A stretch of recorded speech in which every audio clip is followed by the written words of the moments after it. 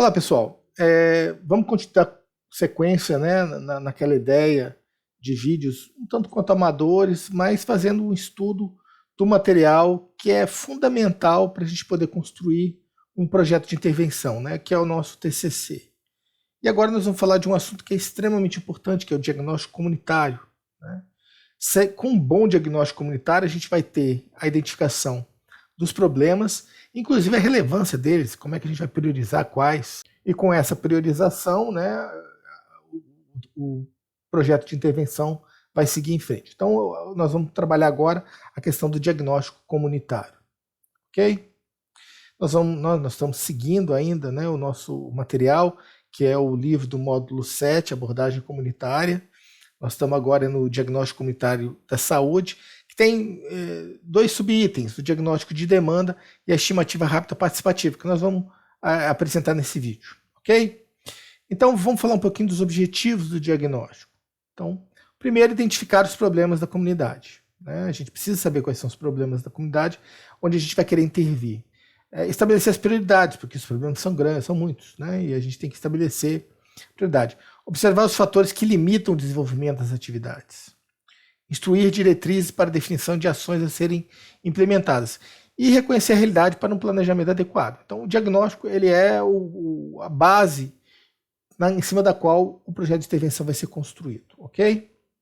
O processo de territorialização deve ser acompanhado de outras informações para que seja realizado um diagnóstico comunitário da saúde, elemento central para a reflexão sobre o cotidiano do serviço de saúde.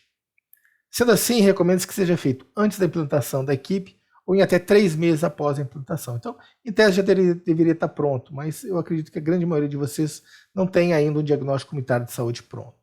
Lembre-se de sempre focar no estabelecimento de metas e resultados, por meio de indicadores. Além disso, é importante adequar o diagnóstico comunitário das equipes aos indicadores pactuados pelo município, para possibilitar o acompanhamento dos impactos sob a atenção à saúde. Ok? Bom, aqui a gente vai falar sobre as etapas para o diagnóstico comunitário. Então, primeiro, definir os objetivos. Refletir junto à equipe, comunidade, quais são os desejos para a situação de vida e saúde da população descrita, quais serviços deseja e onde querem chegar enquanto um serviço de saúde. Listar as informações ou dados a coletar. Definir quais variáveis mensuráveis serão coletadas. Por exemplo, número de crianças por família, casais que fazem planejamento familiar, famílias com tratamento de água e esgoto, menores de 5 anos acompanhados por programas, doenças específicas no território, equipamentos públicos no território, ok? Definir os métodos também. Escolher os dados, as fontes de dados utilizadas e a forma de coleta e elaborar instrumentos. Vamos utilizar questionário, vamos fazer entrevista com algumas pessoas da comunidade, tabelas, quando necessário. Coletar os dados. Então, você já definiu os métodos, já sabe quais são as variáveis, vamos para a coleta de dados. Conforme definido nos métodos, coletar os dados para a construção do diagnóstico. Dependendo das fontes de dados, essa etapa exigirá visita às famílias no território, disponibilização de tempo nas consultas para coleta e conhecimento dos sistemas de informação em saúde utilizados. Tem muito sistema de saúde, de repente, na Secretaria de Saúde, né? O próprio SUS tem os seus próprios relatórios. Então, aí você tem que ver a confiabilidade dos dados que estão lá. Às vezes, o agente comunitário não coleta adequadamente os dados e tal. Mas se tiver sido bem coletado, né, a fase de análise, que é a fase de fazer o dado virar uma informação, vai ser mais fácil e mais tranquila para você. Analisar e interpretar os dados. Descrever os dados para transformá-los em informações úteis ao planejamento. Construir gráficos, tabelas, mapas e listas com os problemas, necessidades e recursos identificados. Identificar os grupos de risco, fatores sociais, crenças, costumes, hábitos locais, etc. Okay? Muitas vezes, quando a gente está definindo as variáveis, os dados que a gente quer coletar, a gente já está pensando na hora da análise, porque senão você vai coletar dados que não vão servir para nada ou vão até te atrapalhar, ok? Então, isso é importante.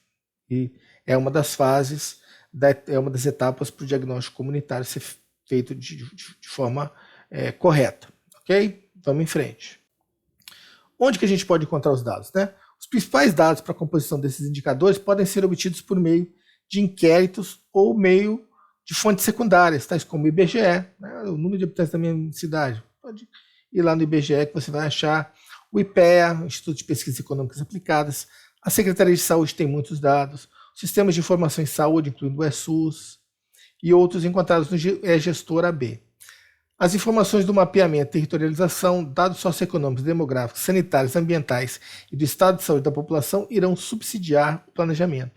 Então, veja bem, é extremamente importante o mapeamento, a territorialização, os dados socioeconômicos e demográficos, os sanitários, os ambientais e do estado de saúde da população.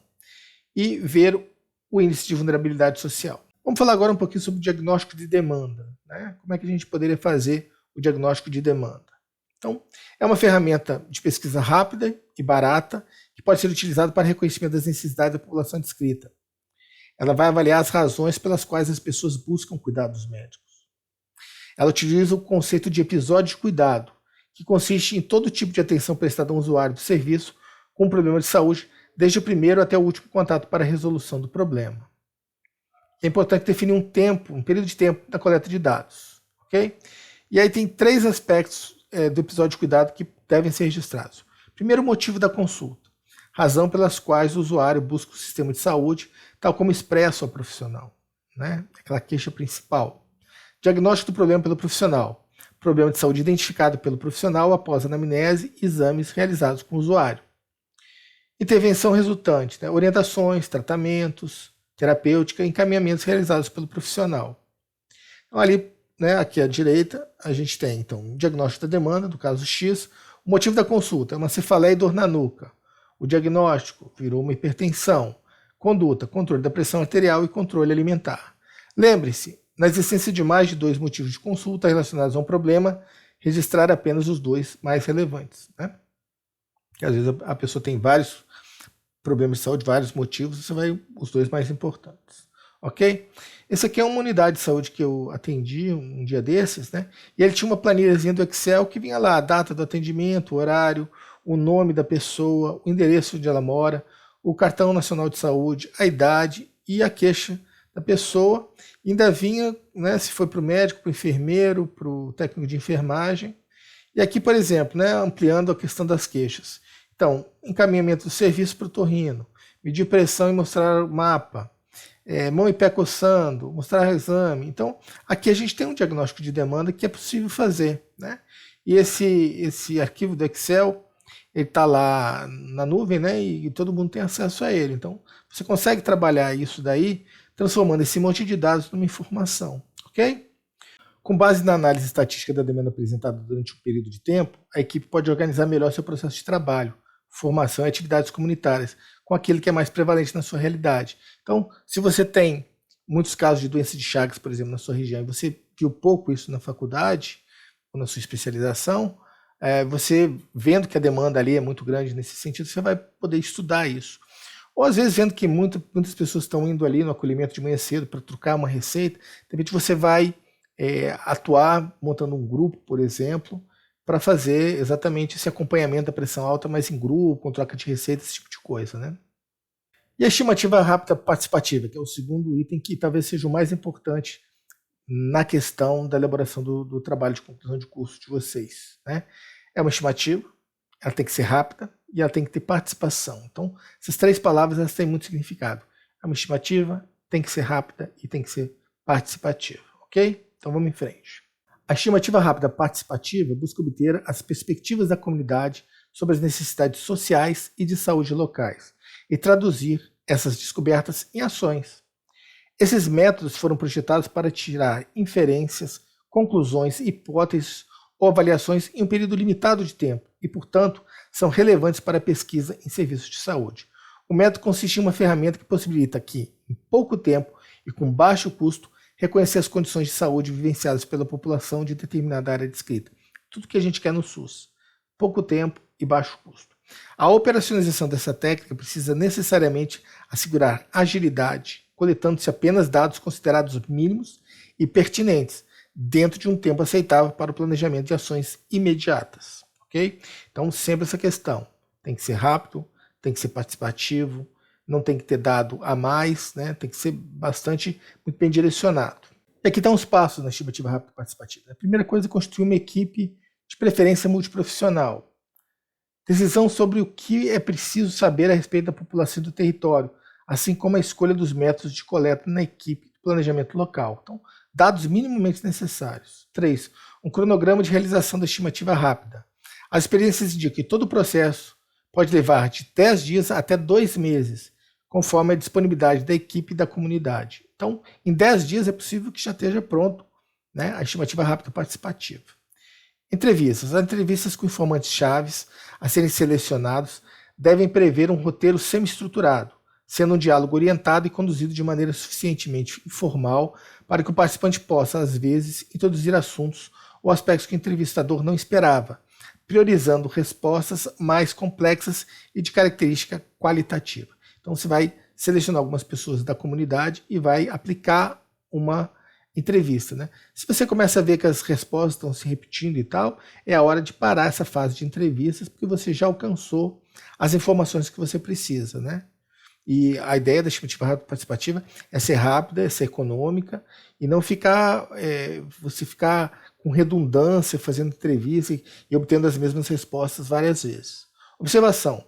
Examinar o ambiente físico da área, assim como a administração dos serviços oferecidos, não somente no setor saúde, e as atitudes dos informantes-chave durante as entrevistas. Pode confirmar ou invalidar informações obtidas por outras fontes. Registros existentes. É importante manter-se fiel aos dados considerados pertinentes e necessários, inclusive de alguns indicadores quantitativos. Ok? Então, a primeira etapa, né, a coleta de dados relacionados ao perfil demográfico e epidemiológico da população e identificação das organizações e dos serviços existentes na comunidade. A segunda etapa, a sistematização dos dados e informações coletadas e distribuição em mapas físicos de forma a revelar situações de interesse para o diagnóstico de saúde. Distribuição, acessibilidade aos serviços existentes, concentração de grupos vulneráveis e áreas de risco, entre outros. E a terceira etapa é a realização de observação no território e oficinas conversas com integrantes da comunidade, lideranças locais, para ampliar e complementar as informações, delimitar os problemas e as potencialidades de acordo com o ponto de vista dos atores locais, que são muito importantes. Ok? O livro do Lacerda, sobre planejamento, lá de Florianópolis, ele traz, né, uma coisa interessante que é a questão da definição do que é um problema. Não é? Então, por exemplo, o problema das filas na UBS. Então, a definição do problema, né? Não há pessoal suficiente no acolhimento e na atenção. Há muita burocracia e o registro é extremamente difícil. Pico de demanda em alguns horários. Pessoal pouco capacitado. E você já traz, quando você já está avaliando o problema, você já está também vendo a solução do problema. Por exemplo, não há pessoal suficiente no acolhimento e na atenção. Aumentar o número de pessoas atendendo. Mas isso depende de você? Não. Então isso também já é uma informação relevante. Se você tem governabilidade sobre o problema que você está vendo. Tá? Há muita burocracia e o registro é extremamente difícil. Então, trocar o sistema de registro e ou estudar medidas alternativas para o registro no horário de pique. Pico de demanda em alguns horários. Reunir as equipes e estabelecer um escalonamento de horário de atendimento dos pacientes. Então, às vezes, na hora de maior demanda, é a hora que tem que ter mais equipes. Depois, né? Pessoal pouco capacitado. Então, providenciar treinamento para o pessoal. Ok? Então, tá aqui para você ter mais detalhes, e é importante você ler. Tem esse aqui, que é o livro do Lacerda, da Prefeitura de Florianópolis. Tem esse daqui, que é da UFMG, do professor Horácio. E esse daqui também vai fazer um passo a passo muito bom para você fazer o seu projeto de intervenção. Também existem vídeos no YouTube, né, disponíveis para você poder assistir a respeito de estimativa rápida participativa. Né? E eu quero encerrar isso com essa grande mensagem, né? Que fazer um bom diagnóstico ele é fundamental. E ele pode demorar em torno aí de 10 dias até 2 meses. Mas ele é fundamental que seja bem feito, porque é em cima do diagnóstico que você vai trabalhar as próximas etapas do planejamento e, né, da construção do projeto de intervenção. Não adianta você querer atacar fazer um planejamento de intervenção, um projeto de intervenção, em cima de uma coisa que você não tem governabilidade, ou em cima de um problema que não é, na verdade, um problema, é a consequência de um outro problema. E aí você tem que identificar, né, as causas daquele problema para poder atuar em cima delas. Então, toda essa fase de estudo, é extremamente importante e envolve, além de você, também, né, outros atores que você pode e deve pedir, chamar para te ajudar a construir esse processo. Tá? No próximo vídeo nós vamos falar já um pouquinho mais agora de planejamento. Até o próximo vídeo.